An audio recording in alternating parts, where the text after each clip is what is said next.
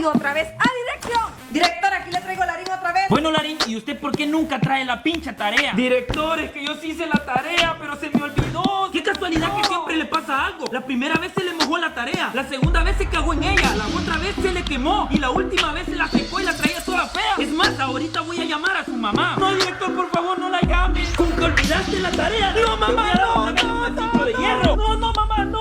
Ay, aquí está la tarea. Mucho mango come este niño.